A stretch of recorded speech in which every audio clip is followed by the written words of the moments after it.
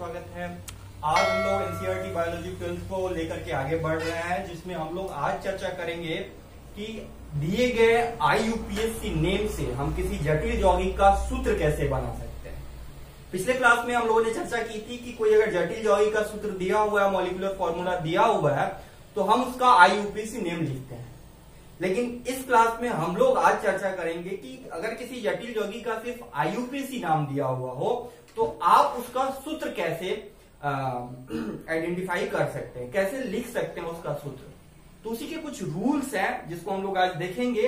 Rules में पहला जो रूल्स है हमारा वो कहता है कि सबसे पहले अगर किसी जटिल यौगिक का नाम आपको दिया गया हो तो उसमें सबसे पहले जो है वो हम लोग लिखते हैं उसका केंद्रीय धातु का नाम। IUPAC नाम में जनरली आप देखते हैं कि केंद्रीय धातु के नाम को हम लोग लिगेंड के नाम के बाद लिखते हैं, लेकिन इसमें जब भी हम शुरू करते हैं तो केंद्रीय धातु को सबसे पहले लिखते हैं, उसके बाद उसके लिगेंड का नाम लिखा जाता है। ऑलरेडी इसमें आप लिखा हुआ देख रहे हैं कि सर्वप्रथम केंद्रीय परमाणु को लिखा जाता है और उसके बाद तत्पश्चात जो दूसरा हमारा रूल है वो कहता है कि उसके बाद तत्पश्चात लिगेंडों को लिखते हैं, और वो लिगेंड को जो लिखते हैं वो उसके आवेश के क्रम में नहीं लिखते हैं। पहली बात, ये भी संशोधन पहले आवेश के नाम पे ही किया जाता था, लेकिन 2004 में ये भी अनुशंसा की गई कि लिगेंडों को उसके आवेश के आधार पे नहीं बल्कि उसकी वर्णमाला यानी कि अल्फाबेटिकल ऑर्डर में लिखा जाना चाहिए। ठीक है, तो लिगेंडों को उसके आवेश के आधार पे नहीं बल्कि उसकी वर्णमाला के आधार पे हम लोग सजा देते हैं। ठीक है, तीसरा रूल हमारा कहता है कि आप देख रहे हैं कि तीसरे रूल में हम लोग कहते हैं कि अगर कोई भी आपका जटिल यौगिक हो, वो चाहे आवेशित हो या अनावेशित हो, सीधी सीधी बात है कि वो या अगर न्यूट्रल फॉर्म में हो या आयन के रूप में हो, हम लोग लिगेंड और उसके जटिल लिगेंड और उसका जो केंद्रीय धातु होता है उसको हमेशा एक बड़े कोष्ठक के अंदर ही लिखते हैं, वो आवेशित हो या अनावेशित हो। ये बात की बात है, हम डिपेंड करते हैं कि वो डिपेंड करता है, वो हम लोग बाद में आइडेंटिफाई करेंगे। लेकिन पहली बात ये है कि वो चाहे न्यूट्रल हो या आपको आयोनाइज्ड हो, उसके लिगेंड को और उसके केंद्रीय धातु को हमेशा हम लोग एक बड़े कोष्ठक के अंदर ही लिखते हैं, जिसको हम लोग कोऑर्डिनेशन एंटिटी कहते हैं। तो और जो लास्ट हमारा अभी इसके बाद और रूल्स है हम लोग देखेंगे, पहले इसको समझ लेते हैं। जो हमारा चौथा रूल है वो कहता है कि केंद्रीय परमाणु जो लिखा जाता है, केंद्रीय परमाणु और लिगेंड जो हम लोग बड़े कोष्ठक के अंदर लिखते हैं उसमें कोई भी स्पेस नहीं दिया जाता है। पहली बात, कोई भी स्पेस, जैसे आप लोग टाइप करते हैं तो मान लीजिए टाइप करने के बाद दो जो वर्ड होते हैं उनके बीच एक स्पेस छोड़ देते हैं। ओके, वैसे ही, लेकिन वैसा हमको नहीं करना है। वैसे ही यहाँ पे जो है हमको वो स्पेसिंग नहीं करनी है। पहली बात, मान लीजिए आप टाइप कर रहे हैं तो रेगुलरली टाइप करना है, वो चीज यहाँ पे होती है। जनरली हम लोग जब लिखते हैं तो स्पेस तो जनरली नहीं छोड़ते हैं, लेकिन जब टाइप करते हैं तो हमको आदत है स्पेस, तो वो स्पेसिंग हमको नहीं करनी है यहाँ पे। IUPAC नेम में आप लोगों ने भी देखा था कि कोऑर्डिनेशन जो एंटिटी था उसके अंदर यानी कि लिगेंड और केंद्रीय धातु को हम लोग बिना स्पेसिंग किए लिख रहे थे। ओके, तो यहाँ पे वही काम हमको करना है। तो ये चार रूल है, उसको फॉर एग्जाम्पल हम लोग समझ लेते हैं, फिर हम लोग आगे बढ़ेंगे। मान लीजिए कि आपको एक जटिल यौगिक का नाम दिया गया है पेंटाएमीन क्लोराइडो, पेंटाएमीन क्लोराइडो cobalt 3, पेंटाएमीन क्लोराइडो cobalt chloride, पेंटाएमीन क्लोराइडो cobalt 3 chloride.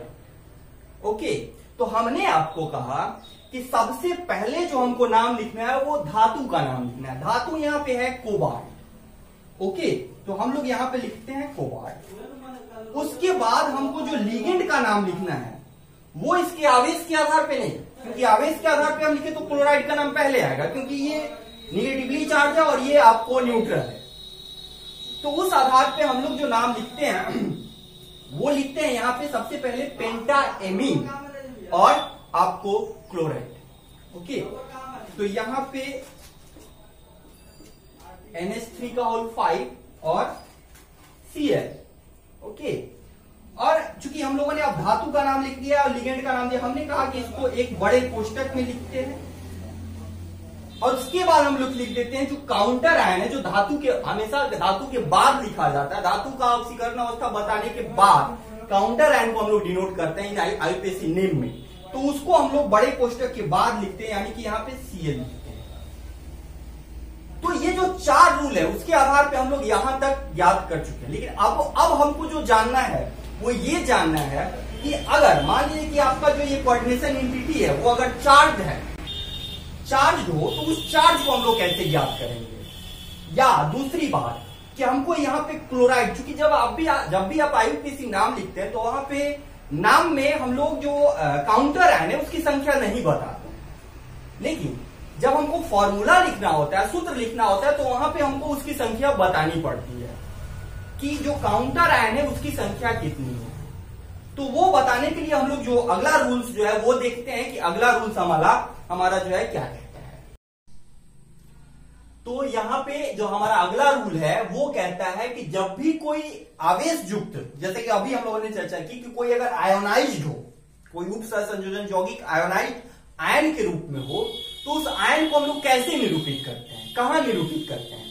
तो उस आयन को हम लोग इस जो मान लीजिए कि ये एक न्यूट्रल जटिल यौगिक है, यहां से अगर इस क्लोरीन को हम हटा दें तो ये एक आयन हो जाएगा।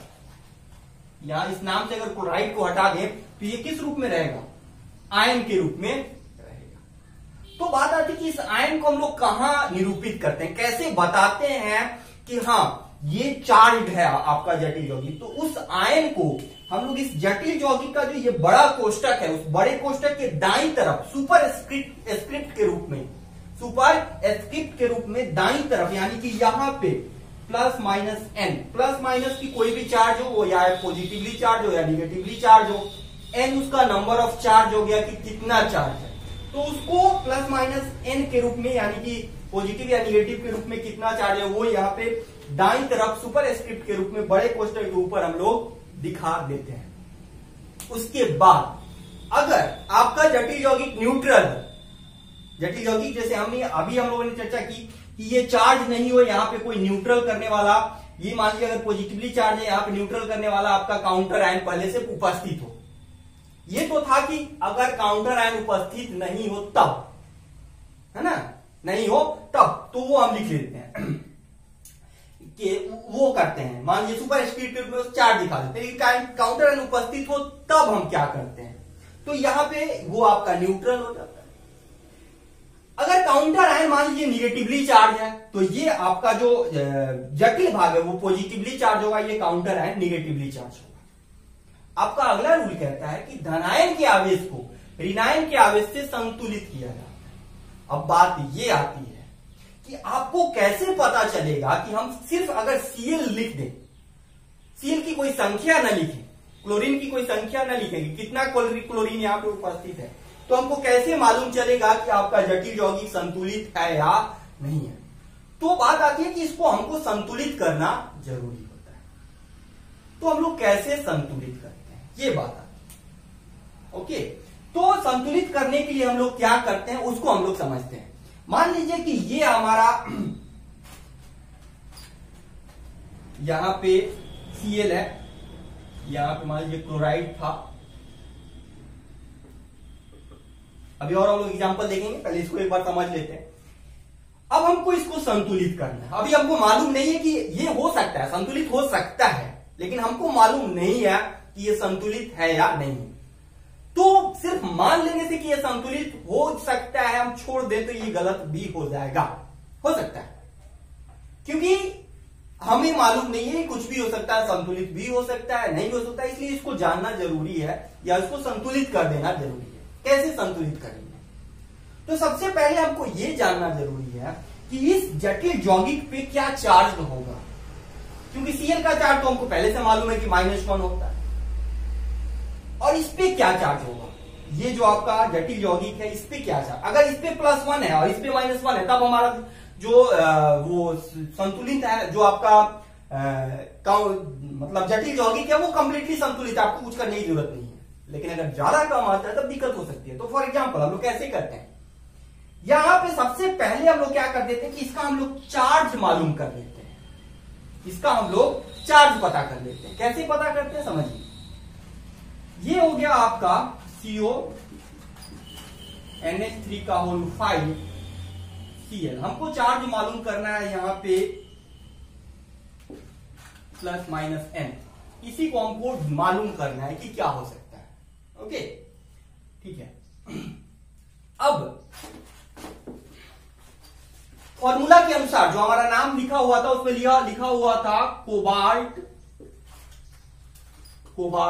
3, ऐसा लिखा हुआ था, यानी कि इस पे जो चार्ज है वो 3 है।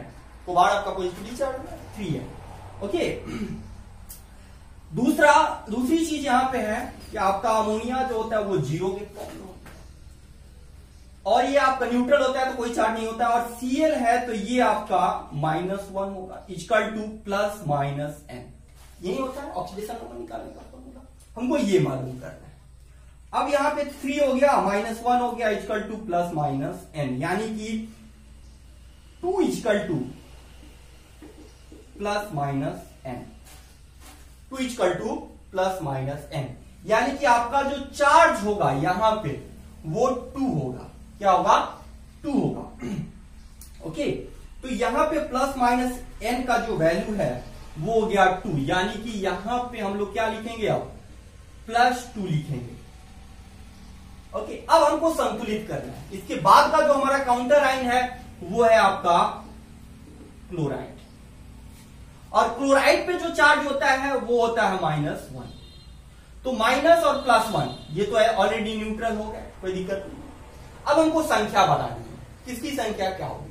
संख्या बताने के लिए हमको क्रॉसिंग करना होता है। वो क्रॉसिंग कैसे हम लोग करते हैं, ये हो गया आपका जटिल भाग जिसमें आपका CO है, NH3 का होल 5 है, Cl है, इस पे जो चार्ज है वो +2 है, और यहां आपका क्लोरीन है, इस पे जो चार्ज है वो -1 है। इसको हम लोग क्रॉस कर देते हैं, यानी कि आपका जो होगा CO NH3 का होल 5 Cl क्रॉस 1 हुआ था, 1 रह गया, ये 2 हुआ था, यानी कि Cl।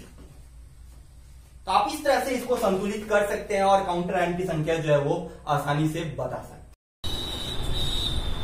तो हमारे पास यहाँ पे 3 एग्जांपल्स हैं जिसको हम लोग सॉल्व करके यहाँ पे चर्चा करेंगे। पहला एग्जांपल है tetraammine aqua क्लोराइडो cobalt 3 chloride. Tetraammine aqua क्लोराइडो cobalt, इसका ऑक्सीडेशन नंबर यहाँ पे 3 है, और क्लोराइड आपका जो है काउंटर आयन के फॉर्म में यहाँ पे प्रेजेंट है।